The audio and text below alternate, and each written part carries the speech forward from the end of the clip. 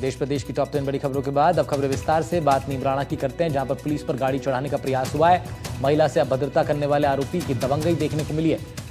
Police ने आरोपी को पकड़ने गई थी और आरोपियों ने फरार होने की कोशिश की। पुलिस पर गाड़ी चढ़ाने का प्रयास हुआ है। भागते हुए महिला और बच्चे को टक्कर लगी है। आरोपियों की तलाश में छापेमारी पुलिस कर रही है। बदमाशों की दबंगई का मामला सामने आया है। महिला से छेड़छाड़ का आरोप था। पुलिस पकड़ने गई तो पुलिस के ऊपर भी गाड़ी चढ़ाने का प्रयास हुआ है।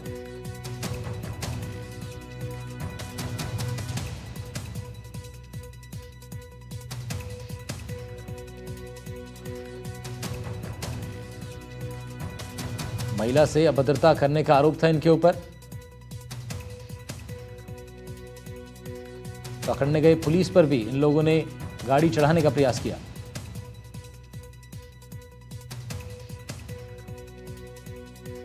तस्वीरें सीसीटीवी में रिकॉर्ड हुई हैं। पुलिस और आरोपियों के बीच का यह संघर्ष देखने को मिला है।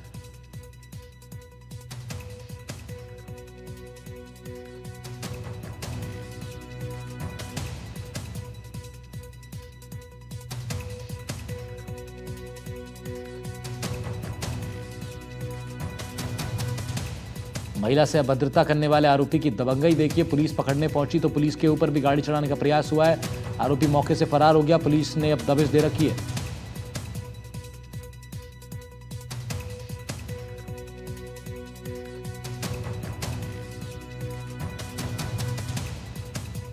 पुलिस और इन आरोपियों के बीच संघर्ष की स्थिति देखने को मिली।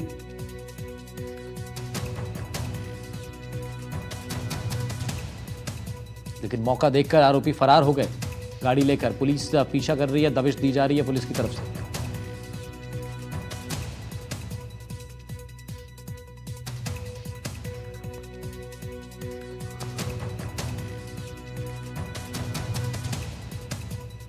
पुलिस के ऊपर भी वाहन चढ़ाने का प्रयास हुआ है। ऐसे में पुलिस अब कोशिश कर रही है, लगातार दबिश दे रही है और इन आरोपियों को जल्द से जल्द पकड़ने का प्रयास है। ये एक्सक्लूसिव फुटेज एनडीटीवी के पास आया नीमराणा में हुई इस घटना का, जहां मौके पर लगे सीसीटीवी में पूरी घटना कैद हुई है।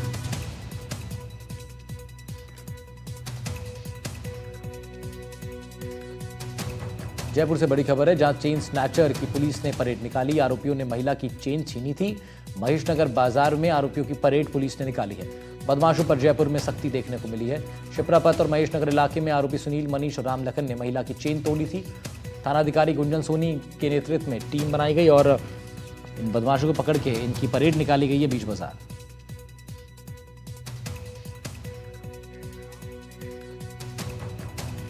खबर अलवर से आ रही है, जहां ड्रम कांड मामले में मृतक के परिजन किशनगढ़बास पहुंचे। मृतक के भैया भाभी किशनगढ़बास थाने पहुंचे। मृतक के परिजनों ने पुलिस से जानकारी ली है। 10 साल पहले मृतक की इस महिला से शादी हुई थी।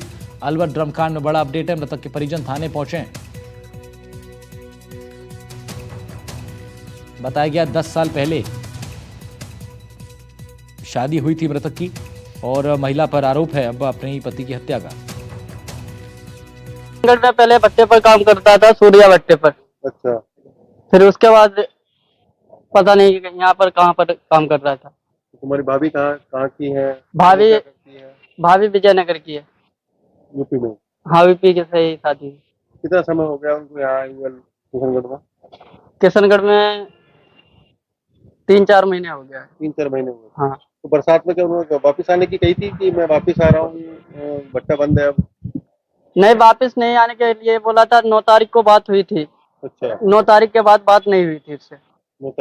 तो ये बोला था, तो उसकी घरवाली से बात नहीं हुई थी। झुंझुनू से बड़ी खबर है, बुजुर्ग पिता की बेटे ने हत्या कर दी। पिता का सिर लोहे की एंगल से फोड़ दिया गया। इलाज के दौरान पिता की मौत हो गई। आरोपी बेटे को पुलिस ने गिरफ्तार कर लिया। सिंगाना थाने के घरनाना कला का ये मामला है। 2 महीने पहले आरोपी ने फेसबुक पोस्ट लिखा था, रो पड़ा फकीर भी मेरे हाथ की लकीर देखकर, और साथ में ये भी लिखा था कि तुझे अपने ही मारेंगे। इलाज के दौरान पिता की मौत हो गई है। बेटे ने लोहे की रॉड से पिता की हत्या कर दी थी।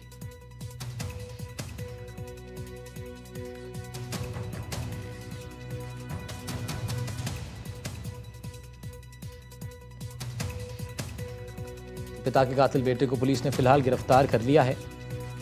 बुजुर्ग पिता की बेटे ने हत्या कर दी थी। फेसबुक पे लिखा था, तुझे अपने ही मारेंगे। हत्यारे बेटे को पकड़ने में पुलिस को कामयाबी जरूर मिल गई है। अब आगे की कार्रवाई जारी है।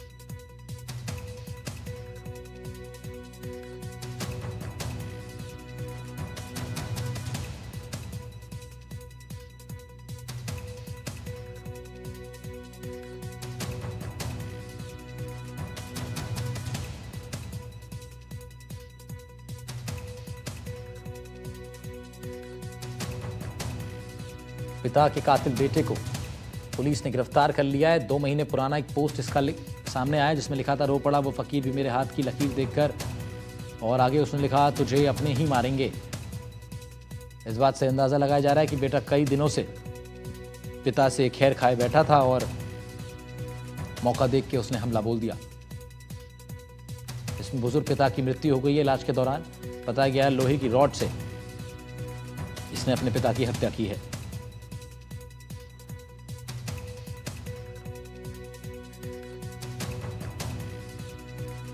राजस्थान में इस बार अच्छी बरसात के चलते खरीफ की बुआई का रकबा बढ़ा है किसानों के सामने, लेकिन अब बड़ी चुनौती खाद की उपलब्धता है। डीएपी की किल्लत और कालाबाजारी ने बुआई पर संकट खड़ा कर दिया। हालात इतने बिगड़ गए कि सरकार को तस्करी रोकने के लिए चेक पोस्ट तक बनाने पड़ गए।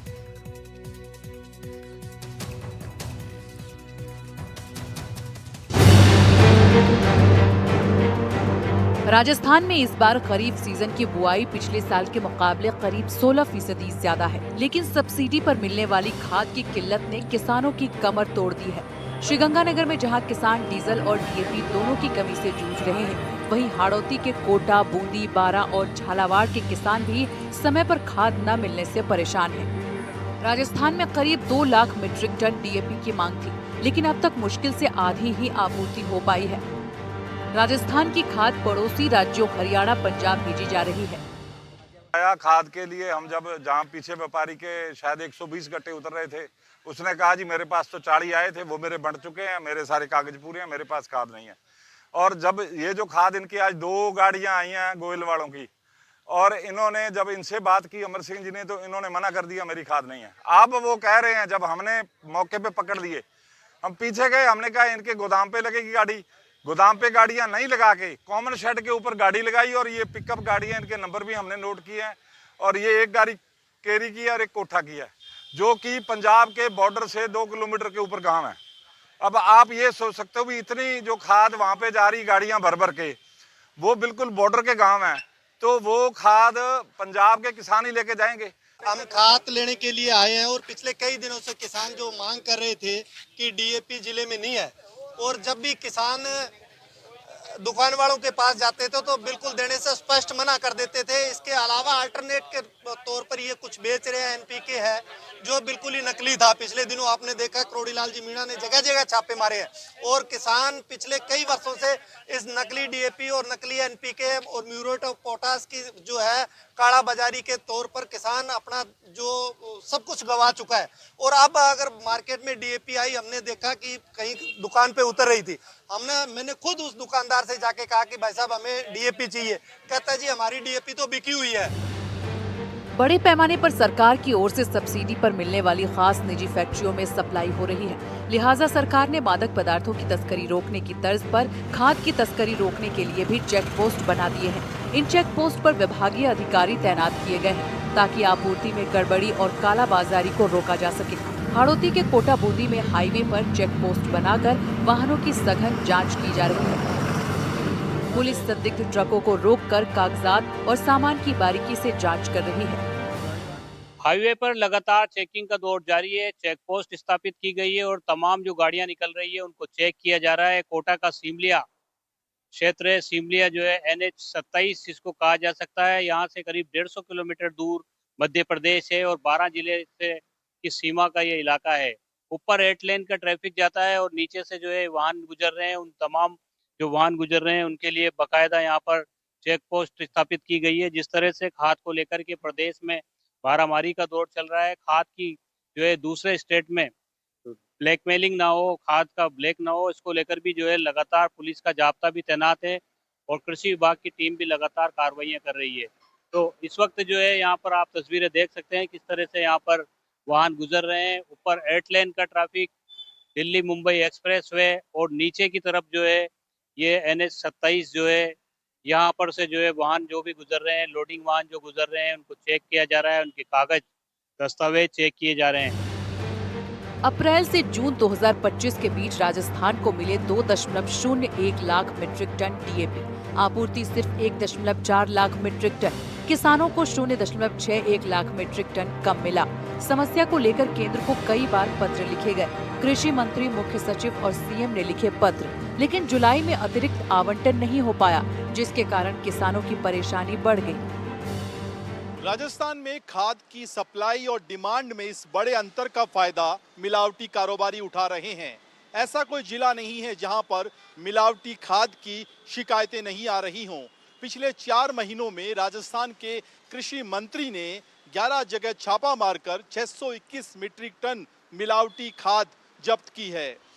राजस्थान में खाद की बढ़ती मांग और आपूर्ति के बीच बड़े अंतर का फायदा मिलावटखोर उठा रहे हैं। प्रदेश के कई जिलों में मिलावटी खाद सप्लाई की शिकायतें सामने आई हैं। हालात इतने गंभीर हो गए हैं कि खुद कृषि मंत्री डॉक्टर किरोड़ी लाल मीणा को कार्रवाई के लिए मैदान में उतरना पड़ा। हाल ही में 11 ठिकानों पर छापेमारी की गई, जिसमें 621 मीट्रिक टन मिलावटी यूरिया जब्त हुआ और 4 एफआईआर दर्ज की गई। कृषि मंत्री किरोड़ी लाल मीणा खुद मानते हैं कि प्रदेश में खाद का संकट है। केंद्र सरकार से लगातार मांग की जा रही है कि राजस्थान को ज्यादा खाद की सप्लाई दी जाए, ताकि किसानों को समय पर राहत मिल सके। कुल मिलाकर कहा जा सकता है कि राजस्थान का किसान आज दोहरी मार से टूटा हुआ है। आसमान से बरसी बेहिसाब बारिश और ओलों ने उनकी खड़ी फसल छीन ली है और अब जमीन पर खाद की किल्लत ने उनकी अगली बुआई भी रोक दी है। कहने को सरकार मदद का दावा कर रही है, लेकिन खेत में खड़ा किसान कह रहा है, न राम साथ है और न ही राज। कोटा से शाकिर अली, श्रीगंगानगर से सतवीर के साथ जयपुर से सुशांत पारिक की रिपोर्ट।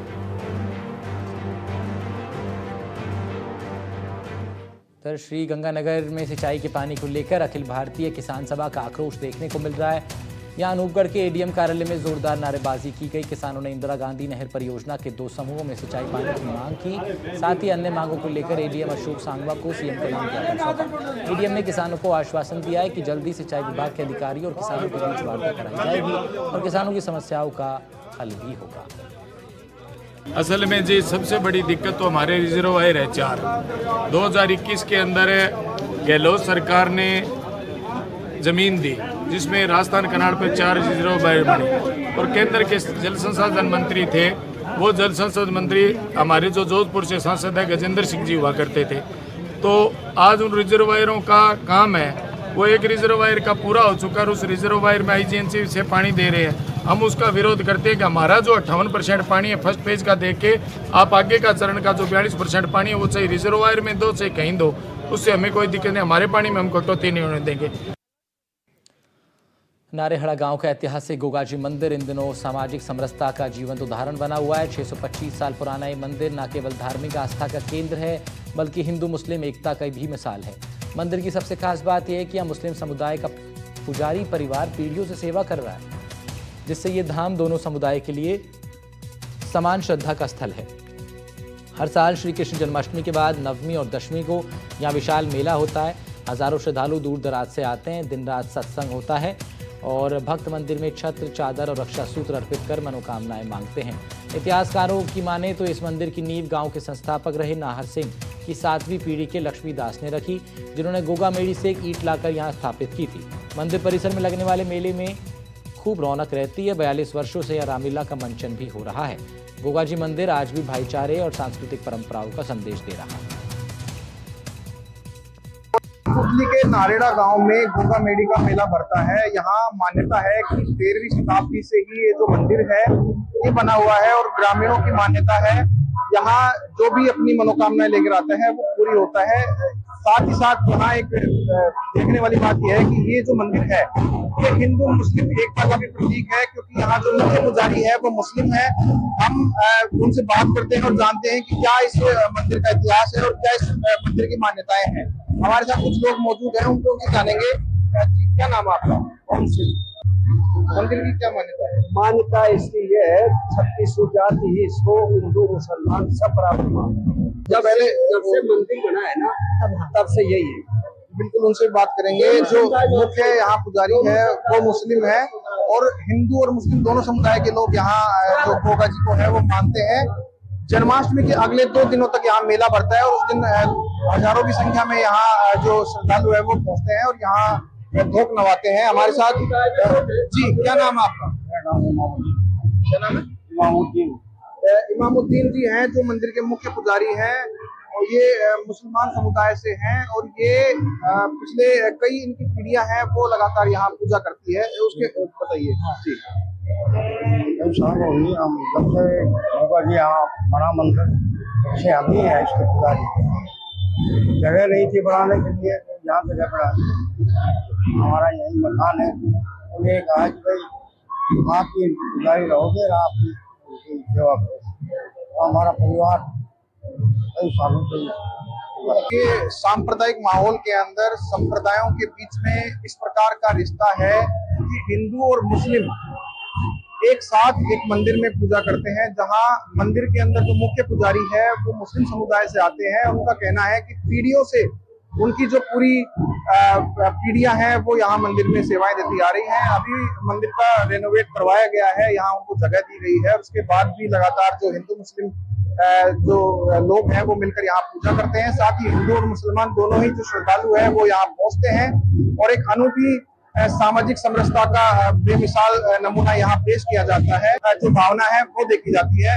और कुर्ती से हिमांशु सेन, एनडीटीवी। राजस्थान प्राइम में फिलहाल मेरे साथ इतना ही। खबरों का सिलसिला रहेगा जारी।